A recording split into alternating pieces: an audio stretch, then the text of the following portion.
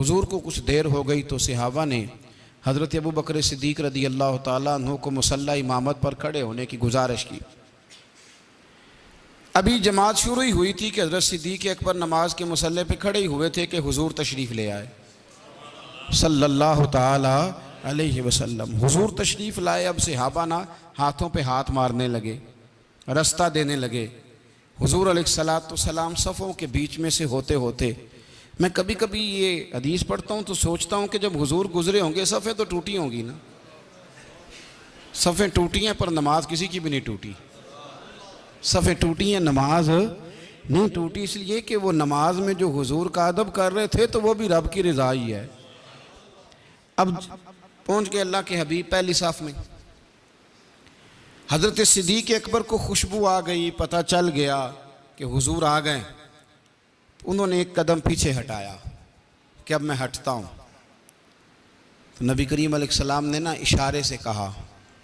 बाद शारहीन कहते नहीं, हुजूर ने बोल के भी कहा पढ़ाओ नमाज, लेकिन वो एक कदम और पीछे हट गए। फिर कहा पढ़ाओ नमाज, वो फिर एक कदम हट गए। तीसरी दफ़ा फिर कहा तो वो ज़्यादा हट गए। हुक्म मानना ज़रूरी है कि नहीं? तो हुजूर ने तो 3 दफ़ा हुक्म दिया है। वो कहते नहीं, खुद मुझे हज़रत साहब ने कहा है तेरी खैर है तू ना आया कर।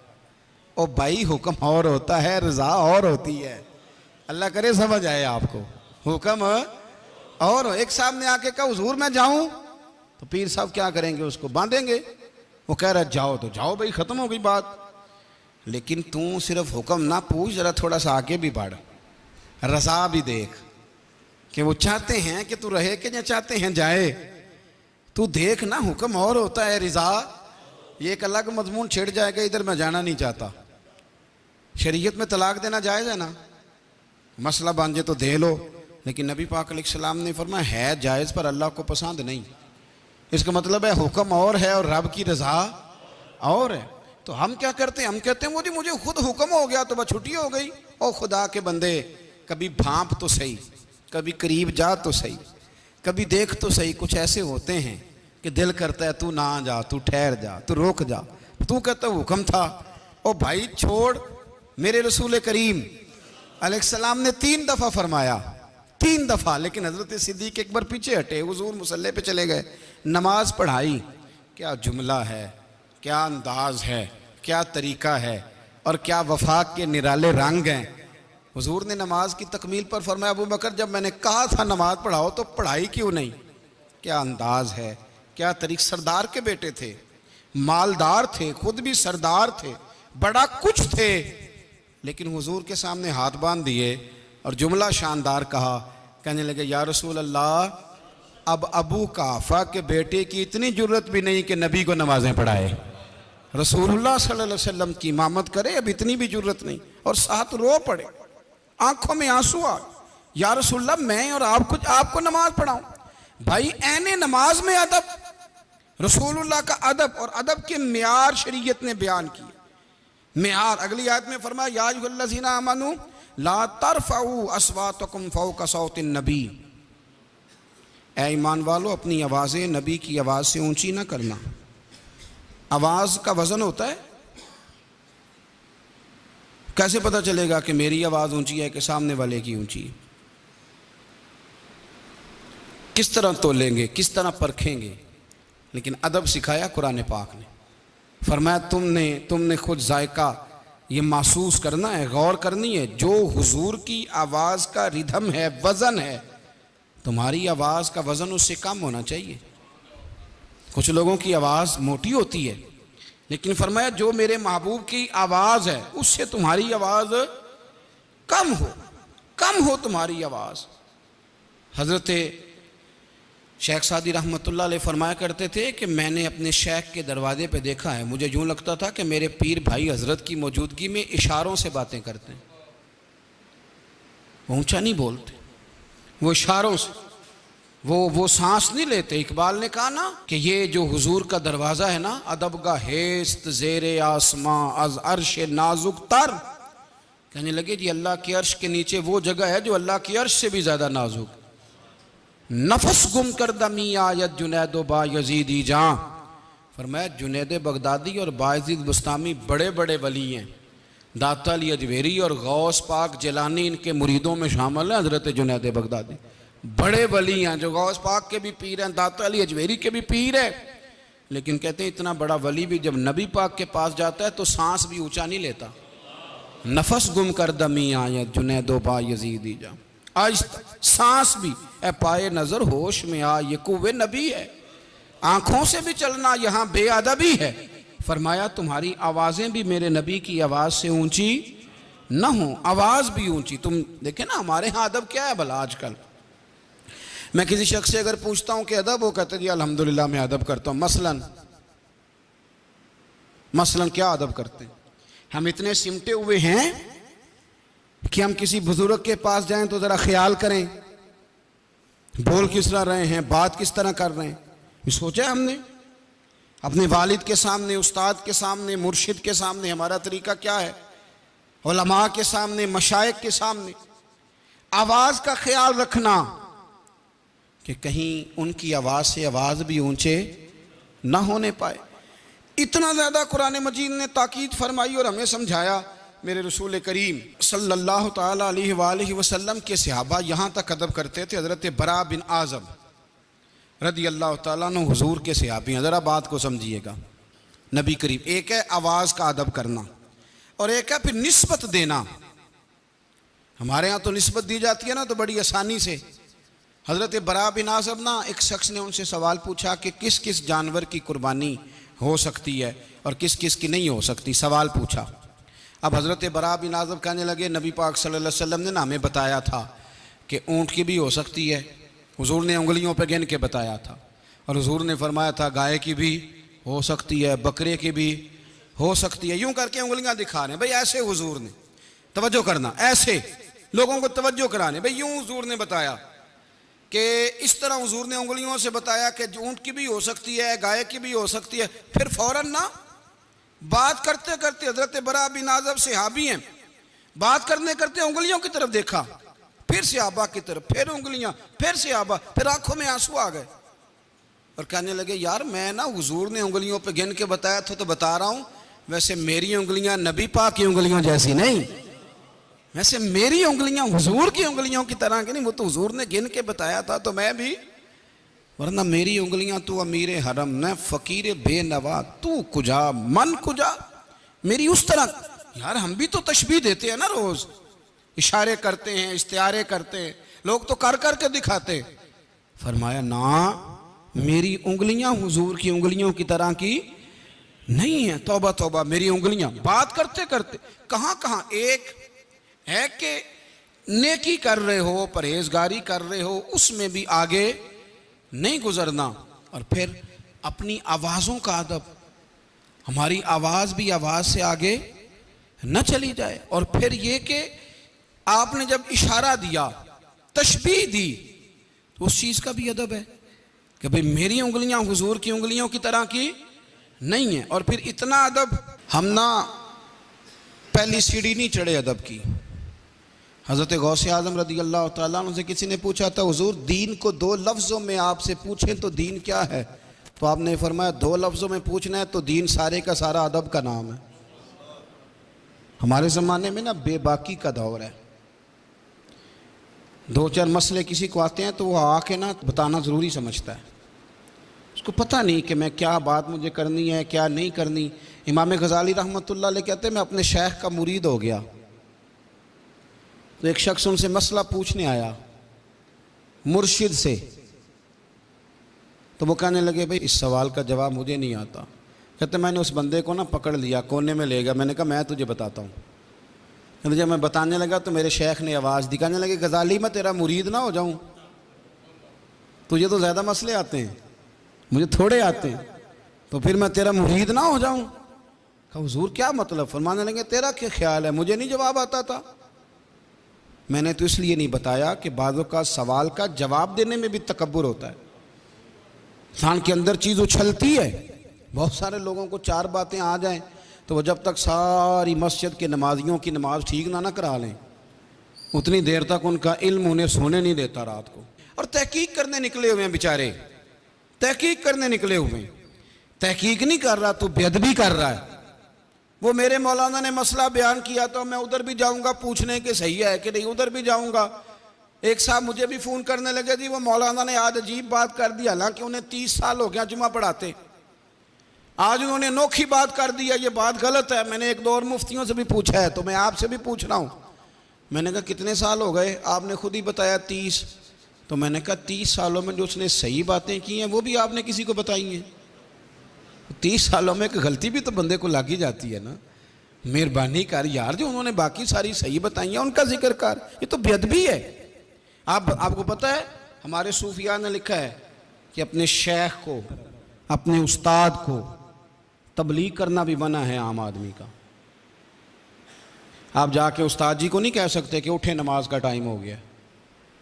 सोए हों तो बात अलग है, लेकिन बैठे हों तो आप नहीं कह सकते चलो नमाज पढ़ लो। वो शेख हैं आपके, किस हिकमत से बैठे हैं, क्यों बैठे हैं, किन वजूहात पे बैठे हैं, ये आपको समझना चाहिए। कुछ चीज़ें ऐसी होती हैं जो तफसील तलब नहीं होती, लेकिन हमारे यहाँ मिजाज बन गया है, जिसको 4 लफ्ज़ आ जाते हैं वही सबसे बड़ा शेख होता है। ये बेअदबी है। और बेअदब आदमी जो होता है ना बेसुकून होता है, बेअदब आदमी बेकैफ होता है।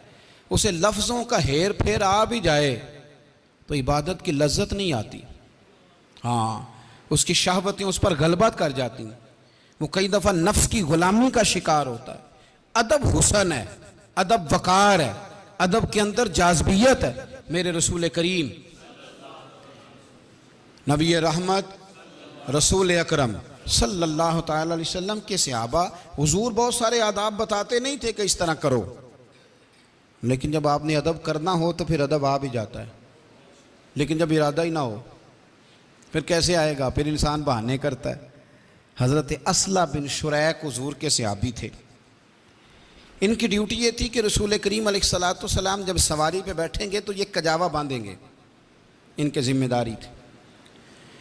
रात को नबी करीम की बारगाह में हाजिर होते अर्ज़ करते या रसूल अल्लाह सल्लल्लाहु अलैहि वसल्लम सुबह कहीं तशरीफ़ ले जाना है, तो हुजूर फरमाते हाँ निकलूँगा। उस वक़्त जब हुजूर ने टाइम दिया होता उससे पहले पहले सवारी पे कजावा बांध देते। ठंड का मौसम था, रात को हाजिर बारगाह हुए। अहमदहु वनसल्ली वनसल्लिमु अला रसूलिहिल करीम, अम्मा बाद, अऊज़ु बिल्लाहि समीइल अलीम मिनश शैतानिर रजीम, बिस्मिल्लाहिर रहमानिर रहीम। या अय्युहल्लज़ीना आमनू ला तुक़द्दिमू बैना यदयिल्लाहि व रसूलिही वत्तक़ुल्लाह इन्नल्लाह समीउन अलीम। सदक़ल्लाहुल अज़ीम व सदक़ रसूलुहुन नबियुल करीम। इन्नल्लाह व मलाइकतहु युसल्लूना अलन नबी या अय्युहल्लज़ीना आमनू सल्लू अलैहि व सल्लिमू तस्लीमा। अस्सलातु वस्सलामु अलैका या सय्यदी या रसूलल्लाह व अला आलिका व अस्हाबिका या सय्यदी या हबीबल्लाह। अस्सलातु वस्सलामु अलैका या सय्यदी या नबी अल्लाह व अला आलिका व अस्हाबिका या सय्यदी या हबीब अल्लाह। हम्द व सलात के बाद राह अमल वो सिलसिला गुफ्तगू है, इसमें हम ये कोशिश करते हैं कि ऐसी चीज़ें जो हमारे अमल में निखार पैदा कर सकें, गुफ्तगू का नहीं अमल का रास्ता हमारे लिए आसान बना सकें, उन पर थोड़ी थोड़ी गुफ्तगू की जाए। दुआ फरमाए अल्लाह ताला इखलास की तौफीक अता फरमाए। नबी करीम सल्लल्लाहु ताला अलैहि वसल्लम के कुछ सहाबा ने बकरा ईद पर हुजूर अलैहिस्सलाम से पहले कुर्बानी कर ली थी। अगरचे उन्होंने अल्लाह की रज़ा के लिए की, जानवर ज़िबा किए, उन सारी शराइत के साथ की जो शराइत शरीयत ने बयान फरमाई, लेकिन हुजूर सल्लल्लाहु अलैहि वसल्लम पर उन्होंने तकदीम की। हुजूर की कुर्बानी से पहले कुर्बानी कर ली। अल्लाह करीम ने कुरान मजीद में आयत नाजिल फरमा दी। सूरतुल हुजरात में फरमाया या अय्युहल्लज़ीना आमनू ला तुक़द्दिमू बैना यदयिल्लाहि व रसूली। ए ईमान वालो, अल्लाह और उसके रसूल से आगे ना बढ़ो, अल्लाह और उसके रसूल से फिर बात को समझिएगा। उन्होंने कुर्बानी की, जो सारी शराइत जो शरीयत ने बयान की हैं कि जानवर इस तरह का होना चाहिए, इस उम्र का होना चाहिए, वो सारी शराइत पाई जाती थी, की भी अल्लाह की रज़ा के लिए, लेकिन कर ली नबी पाक अलैहिस्सलाम की कुर्बानी से पहले। तो रब करीम ने फरमाया, ईमान वालो, अल्लाह और अल्लाह के रसूल से आगे ना बढ़ो। और जो अगला जुमला है वो और काबिल गौर है, आगे ना बढ़ो और फरमाया वत्तकुल्लाह, अल्लाह से डरो। इन्नल्लाह समीउन अलीम, बेशक अल्लाह सुनने वाला भी है और जानने वाला भी। अल्लाह और अल्लाह के रसूल से आगे न बढ़ो और अल्लाह से डरो। या अल्लाह तेरी इबादत है, तेरी रज़ा के लिए दी है, अच्छा गलती हो गई हुजूर से पहले दे ली, फरमाया नहीं ये तुम्हारी काबिल कबूल नहीं। इसका मतलब ये हुआ कि इबादत बेशक अल्लाह की हो, अगर उसमें रसूल करीम का अदब शामिल नहीं, अगर उसमें अदब शामिल नहीं तो वो चीज़ काबिल कबूल नहीं है। अदब भी शामिल नहीं, वो काबिल कबूल नहीं। बहुत मुत्तकी आदमी, परहेजगार आदमी, नेक आदमी, ये किसी शायर का शायराना जुमला नहीं, किसी अदीब ने कोई अच्छा फ़िक्रा नहीं तराशा, ये कुरान पाक है। बहुत नेक हो, परहेजगार हो, लेकिन हो बेअदब, तो उसकी वो नेकी और परहेजगारी भी अल्लाह की बारगाह में कबूल नहीं है। मुस्लिम बुखारी दोनों में हदीस मौजूद है। नबी करीम सल्लल्लाहु अलैहि वसल्लम किसी इलाके में किसी कबीले की सुलह कराने के लिए तशरीफ़ ले गए, तो महबूब दो आलम सैयद आलम सल्लल्लाहु अलैहि वसल्लम ने फरमाया कि अगर मैं देर से आया जमात करा लेना। हुजूर को कुछ देर हो गई तो सहाबा ने हज़रत अबू बकर सिद्दीक़ रदी अल्लाह ताला अन्हु को मुसल्ला इमामत पर खड़े होने की गुजारिश की। अभी जमात शुरू ही हुई थी कि हज़रत सिद्दीक़ अकबर नमाज के मुसल्ले पे खड़े ही हुए थे कि हुजूर तशरीफ़ ले आए सल्लल्लाहु ताला अलैहि वसल्लम। हुजूर तशरीफ़ लाए, अब सहाबा ना हाथों पे हाथ मारने लगे, रास्ता देने लगे। हुजूर अलैहिस्सलाम सफ़ों के बीच में से होते होते, मैं कभी कभी ये हदीस पढ़ता हूँ तो सोचता हूँ कि जब हुजूर गुजरे होंगे सफ़ें तो टूटी होंगी ना, सफ़ें टूटी हैं पर नमाज किसी की भी नहीं टूटी। सफ़ें टूटी हैं, नमाज नहीं टूटी, इसलिए कि वो नमाज में जो हुजूर का अदब कर रहे थे तो वो भी रब की रज़ा ही है।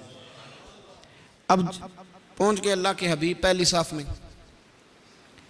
हज़रत सिद्दीक़ अकबर को खुशबू आ गई, पता चल गया कि हुजूर आ गए। उन्होंने एक कदम पीछे हटाया कि अब मैं हटता हूँ।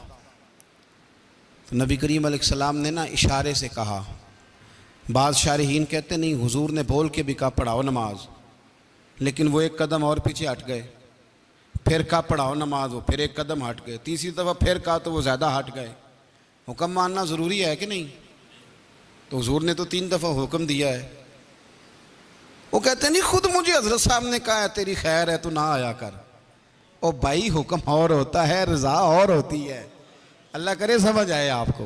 हुक्म और एक साहब ने आके कहा हुजूर मैं जाऊं, तो पीर साहब क्या करेंगे, उसको बांधेंगे।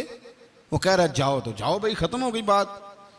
लेकिन तू सिर्फ हुक्म ना पूछ, ज़रा थोड़ा सा आगे भी बढ़, रज़ा भी देख कि वो चाहते हैं कि तू रहे कि या चाहते हैं जाए। तू देख ना, हुक्म और होता है, रज़ा। शरीयत में तलाक देना जायज़ है ना, मसला बांझे तो दे लो, लेकिन नबी पाक अलैहिस्सलाम ने फरमाया है जायज़ पर अल्लाह को पसंद नहीं। इसका मतलब है हुक्म और है और रब की रज़ा और है। तो हम क्या करते हैं, हम कहते हैं वो जी मुझे खुद हुक्म हो गया तो बस छुट्टी हो गई।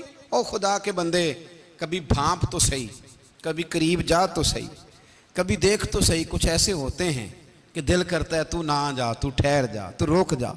तू कहता हुक्म था।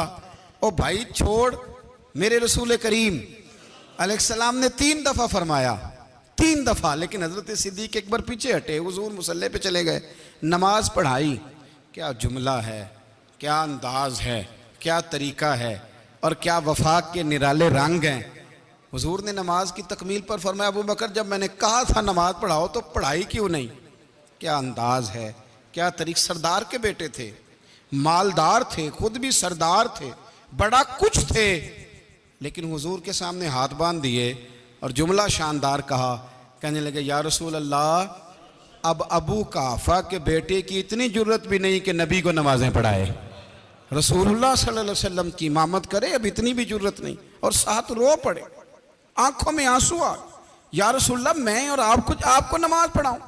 भाई ऐने नमाज में अदब, रसूलुल्लाह का अदब और अदब के मियार शरीयत ने बयान किए।